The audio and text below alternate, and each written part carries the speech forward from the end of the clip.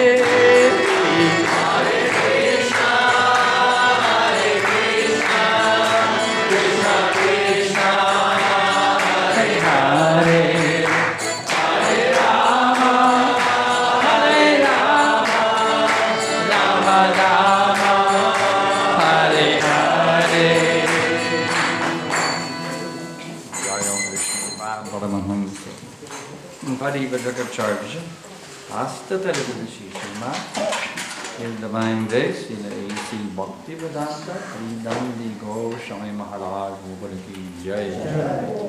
ISKCON Founder-Acharya Prabhupada Ki Jai. Bhatita Pavana, save the fallen souls, Srila Prabhupada Ki Jai. Jai Om Vishnu Pad Paramahamsa Parivajakacarya Astatarasadashi Sriman His Divine Grace Srila Bhakti Siddhanta Saraswati Go Swami Maharaj Ki Jai. Ananta Kori Vaishnava Vrinda Ki Jai. Nama Chandra Shila Haridas Thakur Ki Jai. Paramsa Kaho Shri Krishna Chaitanya Prabhu Nityananda Shri Advaita Gadadhar Shri Vatsari Gaura Bhaktivinoda Ki Jai. Shri Shri Radha Krishna Gopi Gopinath Shamakun Radhakun Giri Govardhan Ki Jai.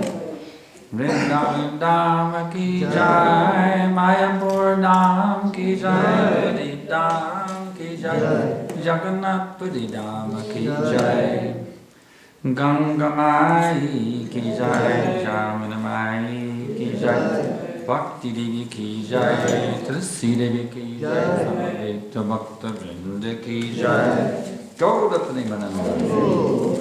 All glories to the assembled devotees. All glories to the assembled devotees. All glories to the assembled devotees. All glories to Shri Shri Guru and Guranga. All glories to His Divine Grace, Srila Prabhupada. Nama Om Vishnu Padaya Krishna Prastaya Bhutale Srimate Bhaktivedanta Swami Niti Namane. Namaste Saraswati Devi Gauravani Pracharini Nirvisheshu Shunyabadi Pashtuchadesha Tadari.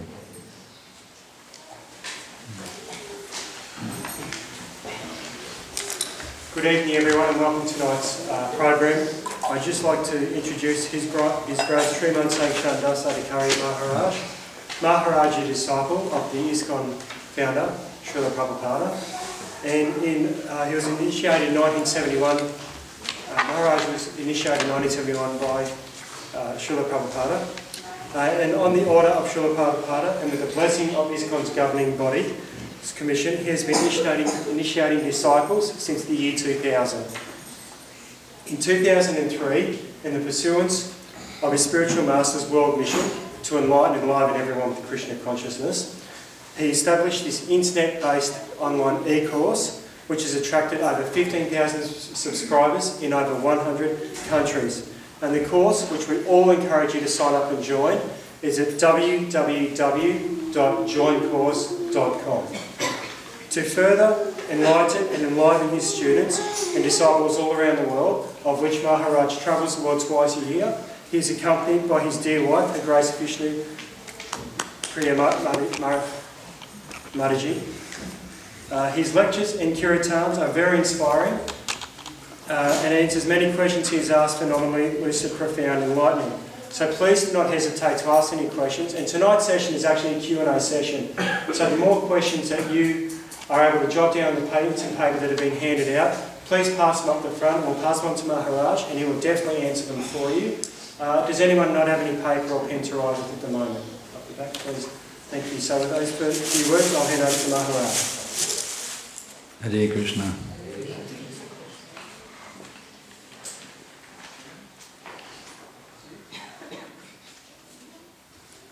So tonight, questions and answers.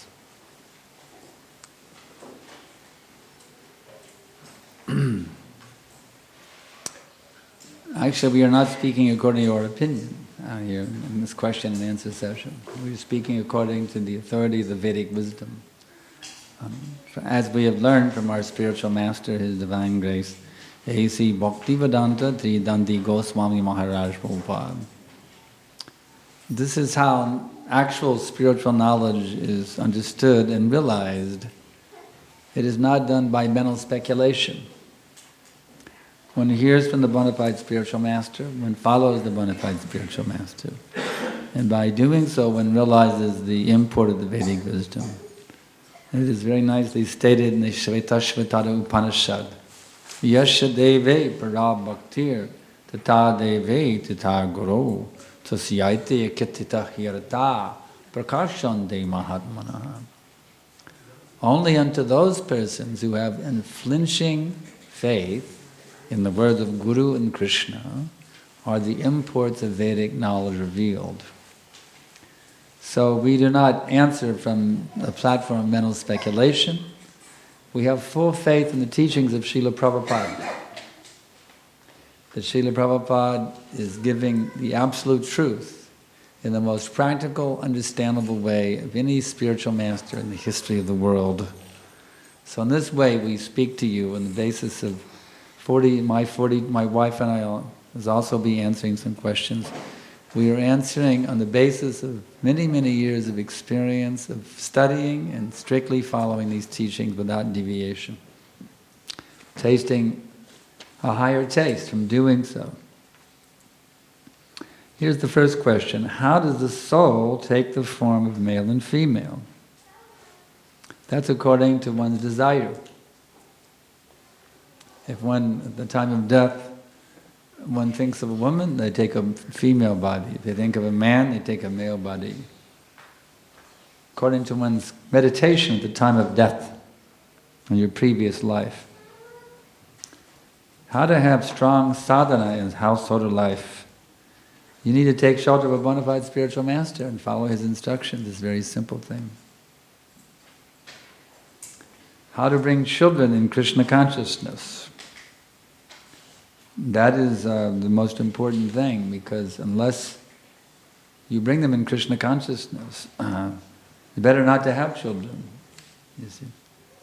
Because otherwise, a child who is not Krishna conscious, he must suffer in the cycle of birth and death. Therefore, the duty of the parent is the same duty as the spiritual master, to deliver the children from the cycle of birth and death. So how will you do that? You have to be Krishna conscious yourself. You have to strictly follow the principles of Krishna consciousness and yourself become liberated. In this way, by your example and by your teachings, your dependence will also become delivered. You want to add something to that? Okay.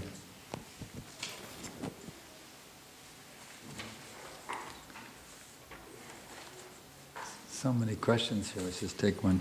Okay. I read in one of your answers to an online question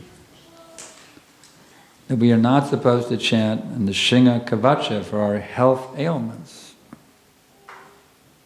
We should not chant extra rounds for the devotees who are past this material world, or the devotees who are met with accidents or in trouble. Can you please explain in detail why we should not do this? The thing is, the chanting of the holy names is to awaken love of God within the heart. Krishna is going to take care of everyone in the way that they're meant to be taken care of. So if we get into all these different things, well, you know, my kids are in their finals and I'm going to chant some extra rounds for their finals so they make better grades. This is using the holy name in the service of material advancement. This is not proper, you see. The holy name is meant to be used for awakening love of God. If you use it for other purposes, you're getting off the track. It is an offense. It's an offense. It's number called 7. Nam Aparad. Now,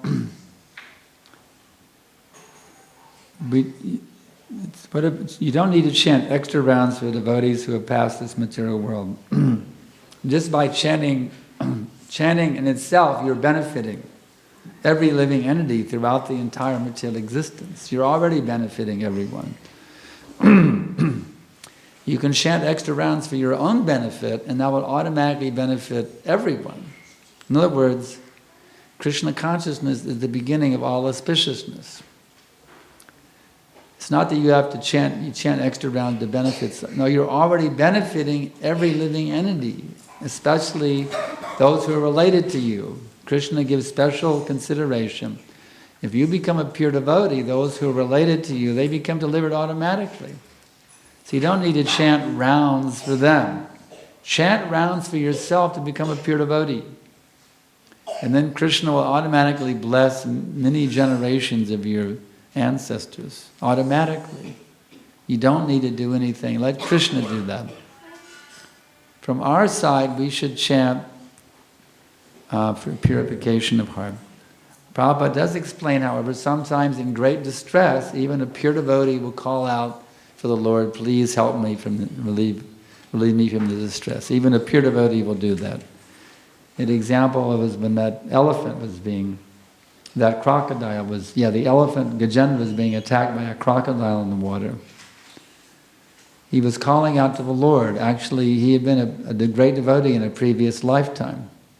So sometimes, in distress, we do call out to the Lord, oh, please relieve me from this distress. But then Prabhupada explains, but the pure devotee regrets having done that. Because actually we don't need to do that. After doing it, he then regrets having done it. I know I have faced a lot of distress. Recently I had a serious injury to my hearing, which was already badly hurt from years ago when I was a boy. A very explosive feedback of just a few feet away from my ears when I was in Malaysia. It was devastatingly bad for my hearing. I was in pain for days, my hearing, it was hard to hear anything. So, but I wasn't praying to Krishna to relieve me from my ear pain. You see. In such situations, one should pray, Krishna, please help me deal with this in the most Krishna-conscious way. This is a more intelligent way to pray. You see. You say, Krishna, please relieve me from my pain. That's not one may do that sometimes in distress, but actually it's not a mood of pure bhakti. You're asking Krishna to serve you. So the best thing is to pray for pure bhakti. That's the best thing. That liberates you from this material existence. Sometimes Prabhupada actually told us we could pray for him when he was sick in those last days. In Vrindavan, he was dying in Vrindavan. Prabhupada authorized us to pray for him, and we prayed like crazy for Prabhupada. And this was the prayer that Prabhupada authorized us to say. My dear Lord Krishna, please, if you so desire, please save Srila Prabhupada. You see, from his disease, from dying and from disease. If you so desire, we had to say, if you so desire. Prabhupada told us we had to say, if you so desire. That's a very important thing. Because maybe Krishna wanted Prabhupada to leave the world. So who are we to interfere with Krishna's desire, you see? So Krishna ultimately is doing everything for the ultimate benefit. So we have to understand the mood of pure bhakti. And if we use the mantras for other things besides pure bhakti, then we remain in karma chakra. We have to understand the prayer is, my dear Lord, please take me out of this material energy and engage me in your pure devotional service. That has to be the mood of chanting these mantras. If we chant in another mood, all we're doing is we're keeping ourselves in the cycle of birth and death. And we might get frustrated because maybe Krishna ultimately is doing everything for our benefit at every minute. Maybe it's beneficial for us to suffer some pain sometimes.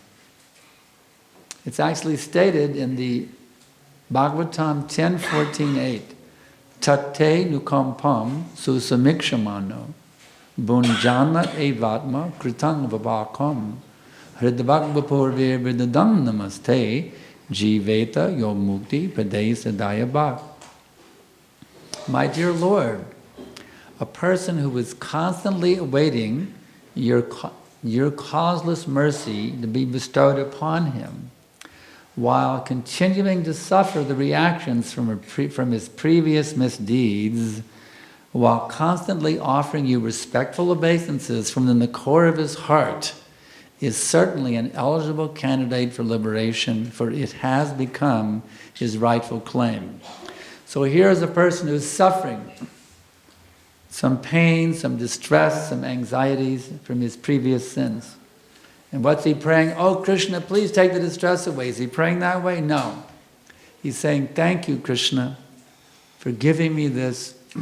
You're burning off the reactions from my previous misdeeds. Thank you for so kindly freeing me from these past karmas, and let me always remain in this mood of loving service and total gratitude to you for everything you do to me.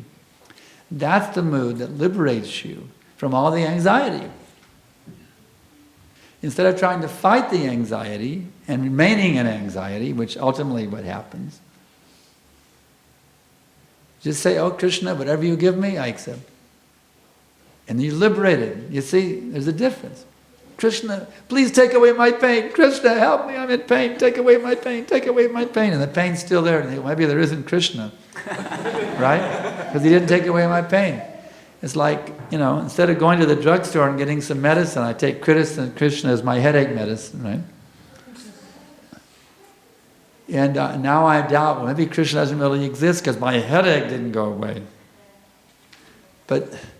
But you should think, well, maybe Krishna wants me to suffer this. It's for my purification. Let me pray, my dear Lord, in all conditions of happiness and distress, pain and pleasure, let me always remain totally fixed in devotion to you. Then what happens? The pain's gone. Because you've elevated yourself beyond your body. I was in intense pain in Malaysia after this accident. Be careful, no more explosive noises, please. Be careful, don't drop the cartels on the floor. And it was very heavy, but then I gave a lecture, an evening seminar, and it was so enlivening, preaching Krishna consciousness, that even though I felt, I wrote a thought for the day in my daily e-zine. Said how to feel good when you feel bad. And I felt really enlivened and fired up, even though my body was not feeling good. I was feeling ecstatic because I was off the bodily platform. So if you pray just to relieve pain, you're not getting off the bodily platform. You understand the difference? But if you pray for bhakti, you're getting off the bodily platform. You're getting free from birth, death, old age, and disease. Instead of some temporary headache, which is going to go away anyway in a day or two, why not pray for pure bhakti all the time? I see, that's Krishna consciousness. And that mood will take, as the Bhagavatam says, liberation has become his rightful claim. He's already got his ticket on the airplane back to God. He's already got his reservation in his hand. You see, this is intelligence. You see, this is how to pray.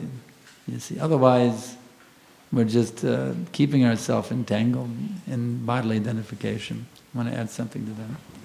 Someone can be the microphone runner. Okay, I can speak loudly. Let Mataji do it. No, don't take that. I can speak loudly. Yeah. First thing, we should understand that we cannot chant for anybody. Just like when we eat food, does everybody going to satisfy? We are meant to chant 24 hours, Kirtanya Sadahari. So if we are not able to do 24 hours, how are we going to chant for anybody? But by Krishna's mercy, they can benefit, but we cannot chant for anybody to help them. I need a microphone runner. One of the women is better. Yeah. You can see. Yeah. All right, he can do it. All right, fine. Okay. All righty. So we got tons of questions here, and I really apologize. I'm going to do the best I can, but I really want to give good, complete answers. And there's a lot of really wonderful questions here. And let's see. Yesterday, actually, my question was 2 different families, disciples of the same guru, asking permissions, blessings to have a child. 2 different families to one family guru. The guru says yes, the other family guru says no. Is this a hypothetical question or a real question? Okay, let's take it as a real question. Well, that's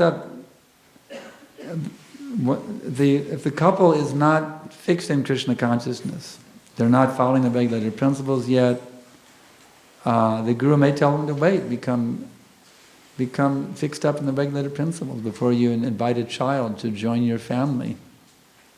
You see, that could be a reason the spiritual master would say, wait, because they're not fixed up in Krishna consciousness. And this is a very important part for having the children, how to have the children become Krishna conscious. If you don't follow the regulative principle and you want the children of your own whims, then you will have to face the troubles to how to make Krishna conscious, the children. Yeah. Is it true that all Western and European civilization, the start of people from India, after the Mahabharata war, yes, the original culture is India, and the Prabhupada explains in the Mahabharata, actually, the Roman and Greek empires were descendants of a Vedic king. Now, as far as allied with Duryodhana, no, that wasn't described. It was related with Maharaj Tejasi, the Greek and Roman empires. Where does Brahma Samhita stand in terms of importance amongst the Vedic literatures, such as the Upanishads, Gita, Bhagavatam, and other Puranas? Prabhupada said is the essence of all Vedic wisdom.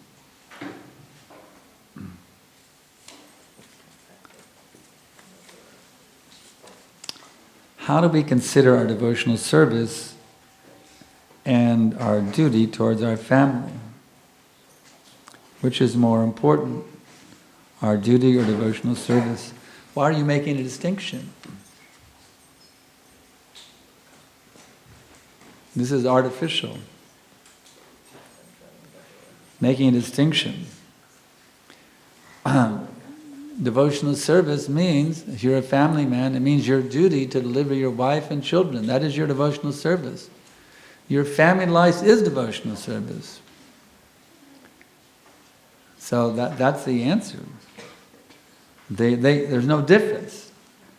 The duty of the father is to deliver the children, and the wife's duty is also to deliver the children. She should also make sure the husband is Krishna conscious. So there's you can't distinguish, you can't separate it into two different things. I think there's some duty besides Krishna consciousness that you've misunderstood what is the goal of human life. Even taking care of the material needs, food, shelter, education, material education for livelihood, these are all for simply facilitating Krishna consciousness. There's not something separate from Krishna consciousness in a Krishna conscious household. Everything is for Krishna. Yat karoshi yadishnasi yajjahosi dadasi yat tapashashi kontaya tat kadushomadarpanam.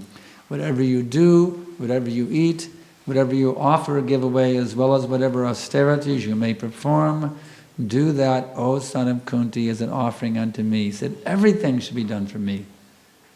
Bhagavad Gita 9:27. Everything should be done for Krishna. If you make some distinction, you haven't understood the Vedic teachings.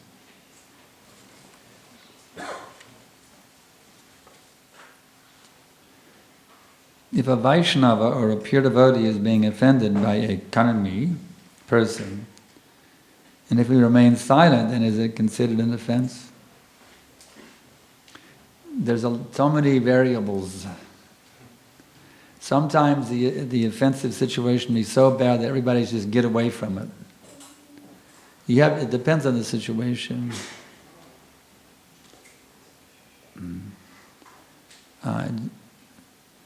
It's not that a blasphemer, if he can't be defeated, it's better just to get away.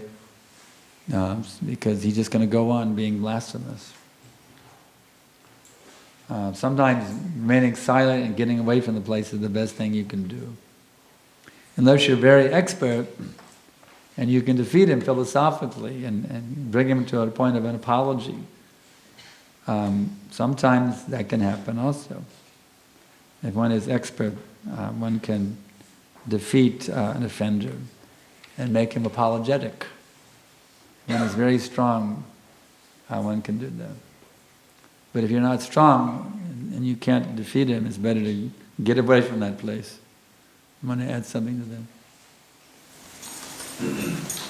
A Vaishnava does not feel offense for oneself, but a Vaishnava will feel offended if the non-devotee offends Krishna or the senior devotees or other devotees. That is, we have to then. That's the time either we leave the place or try to defeat. But from our side, we have to show the mercy.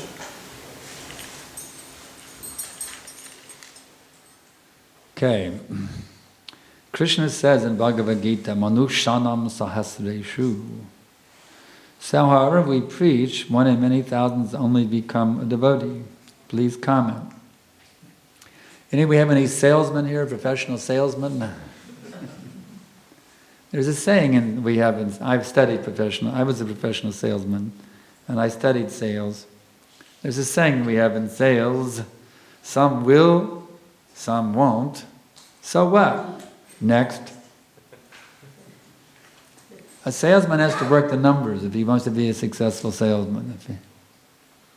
A salesman actually takes every no as in a very positive way. Well, I'm one no closer to a yes.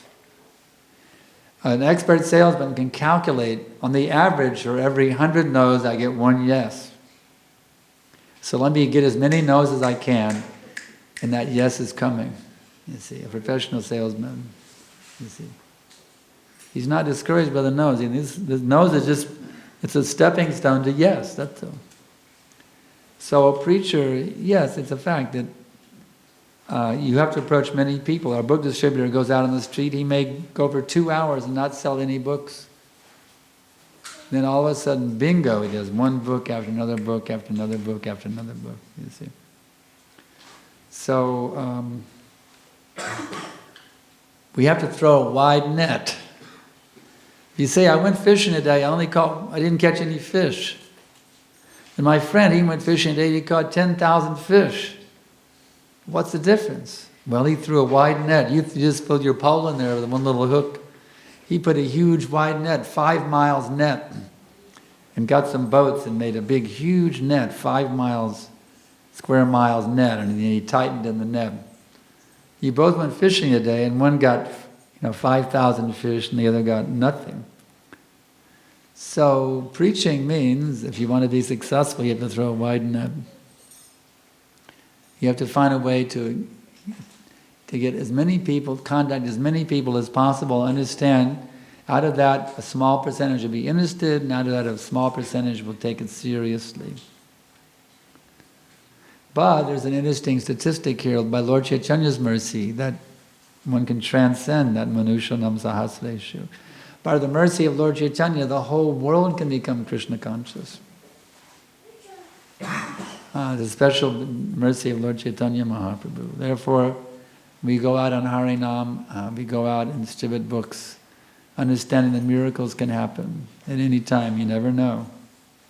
When a certain person may get a book and they may become a very influential leader in the world and actually help and spearhead a huge revolution on this planet. You never know. Some young college kid, you may give him a book, he becomes the next prime minister 10 years from now, you see. You never know. So go on distributing these books, planting the seeds of bhakti. You never know what's going to happen. Just keep planting the seeds wherever you go. And the magic will happen.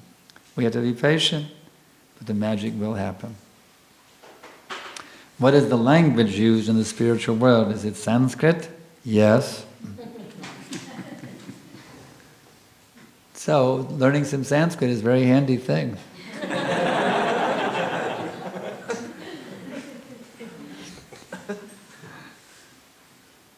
Actually, it's spoken in the heavenly planets also. That's why the script is called Devanagari. Devanagari means the cities of the Devas. the cities of the demigods, because it's also spoken in the heavenly planets of this universe. If you go to the heavenly planets, you'll see they're all speaking very nice Sanskrit language. Sanskrit means most reformed, most perfect language, you see. Our English is very crude language, you see. It doesn't have any rhyme or reason to it. It's just kind of a monster language thrown together that sucks up everything from every language and merges it into a big stew. You see. It's like we say, but and put. B-U-T and P-U-T. But and put. Doesn't make any sense. Why not but and put? Or but and put. But it's but and put. You see, in Sanskrit you don't have those kind of anomalies. In Sanskrit everything is perfect. Padam padam yada padam nate sham. You see. In Sanskrit every syllable is perfect. And it's so nice learning some Sanskrit mantras. You get up in the morning, Hare Krishna is great, but it's nice to, for a little variety, you can, learn a few Sanskrit mantras. Get up in the morning, you can chant, Ekopyaso rachayatam jagananda kotim, Yatshakti rasti jagananda chaya yaranta, Andantarasta paramanu chayantarastam, Govindam adipurusham tamaham bhajami. On the way to the shower, right? It really makes for an interesting day when you throw some Sanskrit in. And then the translations are amazing too. The translation for that one is, it's talking about Krishna. He is an undifferentiated entity, as there is no distinction between potency and the possessor thereof. In his work of creation of millions of worlds, his potency remains inseparable. All the universes exist in him, and he is present in his fullness in every one of the atoms that are scattered throughout the universes at one and the same time. Such is the primeval Lord whom I adore. That's Brahmaji's prayer, you see. So a little Sanskrit can really do magic for your conscience. Just imagine getting in the traffic jam and chanting that while you're in the traffic jam. It'll take your mind far, far away from the stress and the anxiety. And you have a big smile on your face. Everybody else will be in anxiety, damn it, and you're sitting there chanting Bhama Samhita verses in Hare Krishna mantra in complete ecstasy. So do yourself a favor, learn some Sanskrit verses. Little Sanskrit is very nice. Some Sanskrit verses to spice up your day. There's many choices, whatever inspires you the most. Is it possible to see the sea in feet?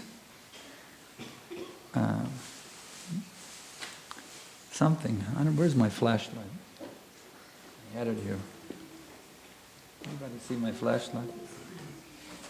Oh, here it is. Good. Maybe I can. Is it possible to see I'm feet? Wait. This says to see, and then it says I am to see, feel. Wow. Where's Prasanta? Oh, what is this? It's impossible to see in. What does that sentence say? Is it possible to see I am feel of Lord Krishna? What is that? Can you read that for me and tell me what it is? Because I can't make out your handwriting. Yes, I did. Is it possible to see the feet of Lord Krishna? To see the feet of Lord Krishna. Okay, that's simple. Feet of Lord Krishna. To see the feet of Lord Krishna. Okay. Feet of Lord Krishna. Yes. Well, for the easiest way is just come here to the temple, and during the darshan, you can see the feet of Lord Krishna. For the neophyte. But I am staying in India. In India, there are many temples. For some days I have come to Australia for visiting.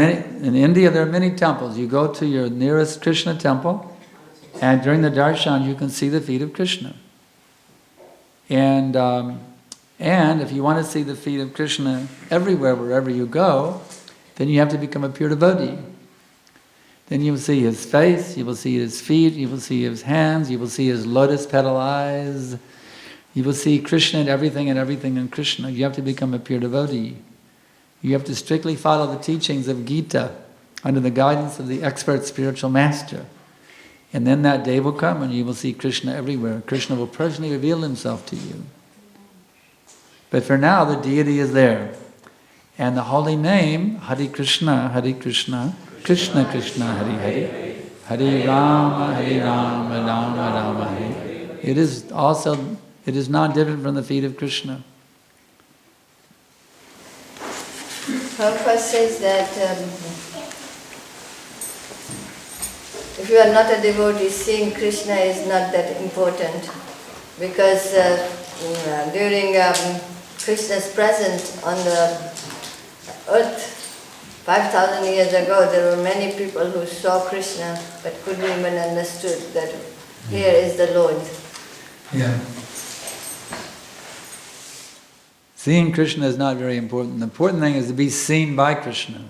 You see, many people saw Krishna 5,000 years ago. They didn't understand he was the Supreme Person. But if you can serve him in such a way that he wants to see you, that's the perfection. So instead of trying to see God, you try to act in such a way that he will want to see you, and then you can see him. Okay, in the Christian faith, there is a mystery about the Holy Trinity, 3 in 1. It is extremely hard to comprehend this or push it aside, and that is a mystery. What is the difficulty? Our Father, Son, and Holy Ghost. The Father is Krishna. The Son is the bona fide spiritual master, like Lord Jesus, or any bona fide guru. And that's the Son, and the Holy Ghost is a Paramatma. What's the difficulty? Father, Son, and Holy Ghost. We accept the Holy Trinity in Krishna consciousness. Krishna is the Father, Lord Jesus, or any bona fide guru is the Son, and the Paramatma is the Holy Ghost. With the Hare Krishna, there is a great emphasis about reincarnation. Animals and humans have different levels of intellect. However, I have never experienced any events from previous lives. You did, but you just don't remember them. Actually, you have experienced so many births and deaths. Someone says, well, I don't remember my previous life, so certainly I didn't have one. Well, what were you doing exactly this time at 8:30 p.m. a year ago today, sir? Can you tell me? Well, no, but that means you didn't exist a year ago this time at 8:30 p.m.? I mean, come on, be a little bit realistic here. Not remembering is not the proof. According to scriptures, we have numerous lives and still no recollection of previous lives. I cannot comprehend this. Either subsequently I treat it as a mystery. Please give your views. Peace be with you. Oh, thank you very much. I need all the peace I can give.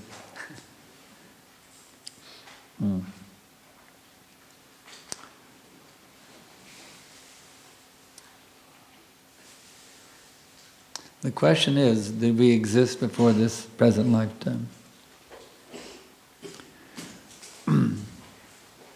What's the proof of that? But the first thing, try to understand how you are not your body. That's the first thing. Before you worry about previous lives, it's like, don't jump to geometry. First start with arithmetic. If you try to understand geometry without understanding arithmetic, you'll never understand it. First start with geometry, and then go with arithmetic, and then go to geometry. So first of all, you have to understand how that the body is changing at every minute, but you, the passenger, or actually the driver within the body, are the same. The body, the chemicals of the body are changing at every minute, but you have a connection with experiences when you were a little kid, and the body is completely different than it was. The body you have now is not the same body you had then. So that's the first thing you have to understand. First, you need a solid comprehension that you and the body are two different things. And once that is understood and realized by practical analysis, then understanding reincarnation is not difficult. But you have to first understand the basics, and then you go to the advanced level. It is often said not to read the Srimad Bhagavatam 10th canto, but we also heard that we hear the pastimes of Radha and Krishna, our heart will be cleansed. These two statements seem contradictory. Please enlighten. Actually, if you read the purports, especially in the Krishna book, Prabhupada did not complete the 10th canto, but he did in the summary study form of the Krishna book. The Krishna book you can read immediately because it contains all the wisdom of the Gita and the Bhagavatam, the first 9 cantos. All that wisdom is packed into the 10th canto description. So if you read the Krishna book especially, you can immediately jump to Radha and Krishna's pastimes and not misunderstand them. What is the origin of Jiva? Krishna is the origin of Jiva. As confirmed by Krishna himself, Aham savasya prabhavo matak savam pravartate. I am the source of all material and spiritual worlds. Everything emanates from me. The Jiva soul is part of everything, or he's not part of everything? Is the Jiva soul part of everything, or he's something separate from everything? I don't hear any answers. Obviously, everything includes everything, including the Jivas. So Krishna says, I'm the source of everything. So then says, well, is it from the body of Mahavishnu? Well, Mahavishnu is coming from Krishna. So whether we came directly out of, the soul was emanated directly from the body of Krishna or through the body of Mahavishnu, who is also Krishna himself in a different pastime, there's not any difference. Or did it fall from the spiritual world? Prabhupada confirms in the Bhagavatam purport that we were originally in the spiritual world with Krishna and his transcendental pastimes, but due to envy of the Supreme, we wanted to try being the Supreme, and he gave us this place where we could try. Is the seed of bhakti already in the heart of the jiva, or it has to come from the Guru?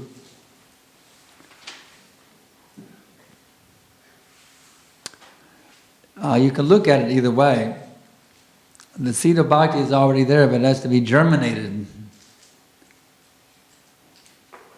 The spiritual master is required, actually. One requires the contact of the Guru to activate. Whether you say he plants the seed or does he already have the seed, in either case, the spiritual master has to activate that seed of bhakti within the heart in order for it to become manifest again. The Guru's touch is required. Want to add something to that? Okay. For the material education, we need some educated person to guide us. So what we can think about the higher education of the soul and the Lord. Okay. As per your lecture, the grahastha has to follow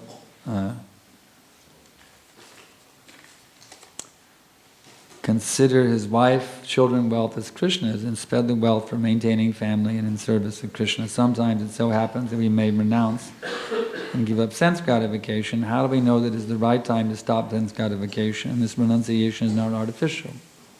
That's why you need to have a spiritual master, so he can guide you specifically.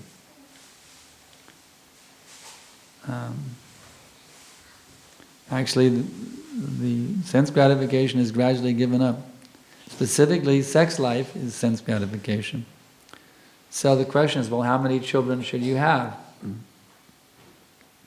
What's considered, when should we stop having children? I have one godbrother who has about 7 children, and he's very Krishna conscious, and he's making all of them first-class devotees. So is that sense gratification of his 7 children? No. It's devotional service. So it depends on however many kids you can raise to become pure devotees. If you can have 100 children if you can raise them all to become pure devotees, and it's not sense gratification. It depends on your potency as a Krishna conscious person. Prabhupada did say recommend 2 or 3 children one time. Bhaktivedanta Saraswati Thakur, he was a strict brahmachari, Naistika brahmachari, but he said he's prepared to have sex if he can make 100 times if he can make Krishna conscious child. So it depends on your situation. Which pastime of Krishna you like the most? And you remember and feel so, well, they're all the best, really. The other day we were studying about the Vatsasura Leela. That was really nice pastime. There was some demon, he decided to take the form of a calf and sneak into the Krishna and Balaram and the cowherd boys were taking care of the calves. So he assumed the form of a calf and snuck in and mingled with all the other calves. But the security, Krishna is the supreme knower of everything, and he immediately detected, oh, see that demon over there? He told Balaram, see that demon over there in the form of a calf? Let's get him. So Krishna went up, he grabbed his 2 hind legs and his tail in one hand, and went, and just like you crack a whip, he went whoop, and then threw him up in the tree. He killed him, just like that, he killed him immediately. So I thought it was a pretty amazing pastime. Actually, every pastime of Krishna is unlimitedly nectarian. I like the Agasura Leela too. And I really like the one where Krishna is on the with the gopi. I like Smeran Bangi Traya Parchaitang Pachina Stir Vindrashting Vangsina Stadara Kishila Munjadam from the Kena Govindakyam Haritano Mitaha Keshi Tirpadakante Ma Prakshishtastaviyadi Sake Bandhu Stange Sirangaha. I like that one a lot. Described by Rupa Goswami in his drama Vidagda Madhava. It's actually a gopi. She's saying, my dear gopi girlfriend, if you have any desire to continue enjoying society and friendship and love in this world, then don't you dare go to the bank of the Jamuna tonight, down at Keshigat. Because if you go there on this beautiful moonlit night, you will see a smiling boy Govinda. And he is putting his flute to his lips, which are like newly blossomed twigs. His transcendental body, bending in 3 places, is shining very bright in the moonlight. So my dear gopi girlfriend, do not go, do not go, do not go. I like that one a lot, because you know what that gopi did? She immediately ran down there to check it out. What's going on here? And sure enough, she forgot all about society, friendship, and love. I really like that one a lot.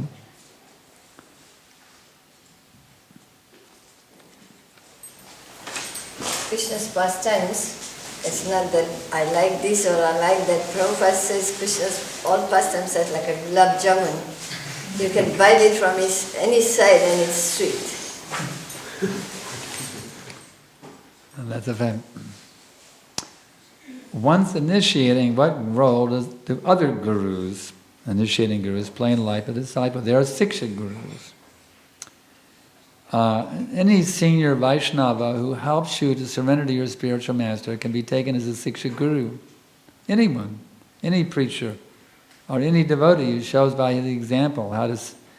Even the dog teaches us how to surrender to our spiritual master by serving his master so faithfully. So anybody who inspires you to surrender to your spiritual master, you can hear their lectures, you can take instructions from them, how you can become a better disciple of your spiritual master. There's no restriction against taking unlimited Siksha gurus. There's only one Diksha guru. He's the final authority. We can only have one Diksha guru. You take shelter of him as your life. His shelter is your very life and soul. So satisfying him is your life and soul. But then other gurus and other senior devotees can help you in your relationship with your spiritual master. Can a husband and wife aspire for 2 different initiating gurus? Yes. What are the pros and cons of each? Well, the con is that going to 2 different Vyasa pujas in 2 different parts of the world. That's a con. One guru is having his Vyasa puja in Moscow, the other is having it in Argentina. It's 2 plane tickets instead of 1 every year if you want to go to the guru's Vyasa puja. It's very handy also to have the same spiritual master, because if there's any disagreement between husband and wife, then the guru is the final arbitrator. If you have 2 different gurus, then one says one thing, the other says another thing. But it's certainly not a hard and fast rule. I have some disciples who one spouse wanted to be my disciple, the other wanted to be a disciple of another spiritual master, and it's working out okay. Because it's all resolved in Prabhupada's teachings. We're all followers of Prabhupada ultimately. So if one really feels inspired, then one can follow their heart. You don't have to take the same guru as your spouse. It's not required. You should follow your heart.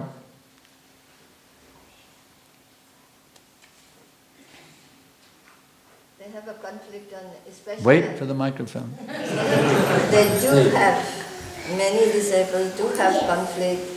The wife says, oh, you went to your Guru's Vyasa Puja, and the husband will say, now you are going to your Guru's Vyasa Puja and I cannot go, so there is that conflict. There's some practical advantages. Yeah. There's no doubt. But at the same time, it's not a forced thing. Everyone follows their heart. If we feel sleepy during chanting, should we continue to chant attentively or sleep and resume chanting later? It depends. If you can throw off the sleep, you get up and walk around a bit, shake a little bit, go like this. If you can shake it off, that's great. If you've tried everything under the sun, you can't do it, then just take rest. But the early morning is definitely the best time for chanting, there's no doubt. Can Mataji's work after initiation?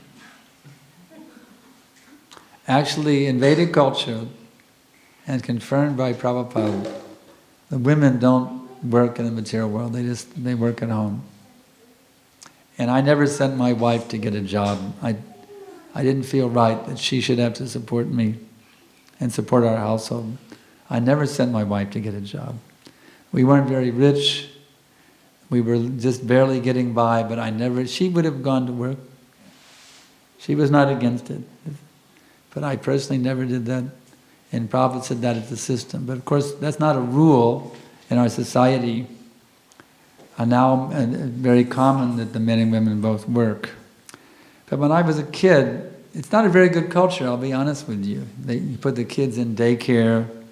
The whole culture is geared that way now. The economies are geared that way. The kids don't get when I was a kid, growing up in the 50s in the US, the women didn't work. With a rare case of a school teacher, maybe a few secretaries. But that was it. It was very, very rare for any women to work. They were all at home. The kids were cared for and watched over by the loving mother. There was no such thing as daycare. We didn't even hear about daycare in those days. And that one income was enough. There was no apartment buildings even in town. I never saw an apartment. Everybody had a house. Everybody had a house, and there was no apartment buildings. We had one car family. I don't know, I guess they would wait for the husband to get home before they would go shopping. The grocery stores must have been empty during the day, pretty empty. But that was the culture I grew up in, and everybody was happy. The women, the kids were all under the care of the mothers, and it was a very nice thing. Is there a hard and fast rule? No. But actually, ideally, especially if you have children, ideally, instead of carting the kids off to some Karmi daycare center, the best thing is they stay at home and the mother can train them. We had one of our devotee families in Boise, Idaho. And they had a little boy named Ravi. And the mother thought, why should I send him to public school? I will school him at home. And actually she has a book on how to do it. Her name, I forget her initiated name, but you can go to Krishna.com and it's there on the bookstore. How to homeschool your kids in Krishna consciousness. So Ravi learned how to read, not Tom, Dick, and Harry, whatever they're called. I forget but the Bhagavatam. He learned how to read, reading the Bhagavatam. As a child, that's how he learned to read. You may say, well, he must have been very backwards academically, he didn't go to a public school, he wasn't under trained academic teachers, it was only his mother teaching him. Well, guess at what age he finally was able to enter the university? Anybody want to guess? Can anybody guess at what age he finally was able to enter the university after being trained at home instead of under a professional teacher? Anyone want to guess at what age? Someone call out a number. 12. Huh? 14. 16. 14. 14. Now, at the age of 13, he entered the university. At 13 years old, he entered the public university. When other people are going through junior high school, we call it in America junior high, and then high school, They're like in maybe the 8th grade or something, at age 13. He was in the university, and he got a PhD. Now he's a Sanskrit scholar at a university in the U.S. He teaches. He's a Sanskrit professor. And the same thing with the little brother. The mother stayed home and homeschooled the kids, and they became great learned scholars, PhDs, very Krishna conscious, initiated devotees, preachers. As a young boy, he was writing a column for the city newspaper, you can imagine. He used to write articles for Bhaktivedanta magazine. You may remember Ravi Gupta years ago. He wrote an article about tea, why we don't drink tea. It's a very interesting article. As a small boy, he wrote this article about his grandmother. He remembered his grandmother said that formerly we did not drink tea, but the British introduced it. His grandmother remembered when formerly in India, no one drank tea. So it was a very interesting article he wrote. He was a very intelligent little boy, and just by being homeschooled, it was amazing. So if you can do that, and unfortunately our economy makes it very difficult. I heard even to buy a parking space, and one of my disciples told me to buy the parking space for his car. At the apartment where he lives, he had to pay $50,000 for the parking space. Can you imagine? 50 grand just for the parking space. Some cement with some white lines painted on it for $50,000. You see, so that's the culture we live in is very demoniac, and it's squeezing all the life energy out of it. Now we're husband and wife are working. Soon you'll send the kids to work. Have to send the kids, as soon as they're 12, they have to go get a job to help pay the mortgage, It's insane. This is the civilization we're living in. So you can work, but the ideal thing is only the husband should work. If you can pull it off, do it. And homeschool the kids. My mother homeschooled us, or not, she didn't homeschool us, but she was there until we were all grown up, and then she became a school teacher, actually. She wanted to do them. We were all grown up in high school by that time. How can we guarantee to go back to home, back to Godhead? It's very simple. All you have to do is become a pure devotee. Have no desire except to please Krishna.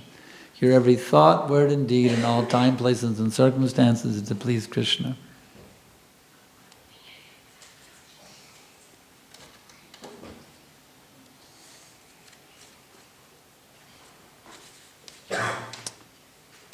Why would someone get married if they don't want or can't have kids? Well, actually a dedicated preaching partner, a husband and wife missionary team can be very powerful. Prabhupada sent the 3 householder couples to preach in the UK. They were able to accomplish what the sannyasis sent from the Gaudiya Math were not able to accomplish. So sometimes a grihastha preaching team can be more effective than sannyasis can be. So one may get married for the sake of a preaching relationship, a missionary partnership. That's also acceptable reason for getting married. Why get a license if I can't drive a car and I'd want to drive a car? You can use it for an ID, that's why.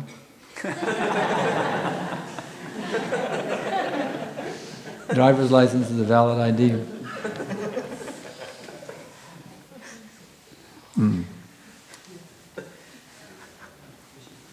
What to do when offering food at home and do not have tulsi won't grow? Then get some tulsis from someone else and keep a whole bottle of dry tulsi leaves if you have to. What alternatives are there? Can we offer beads from unused kanti mala? No. Tulsi leaf, not tulsi beads. Thank you very much, Krishnit. It's a note reminding me our time is up. Srila Prabhupada ki jai.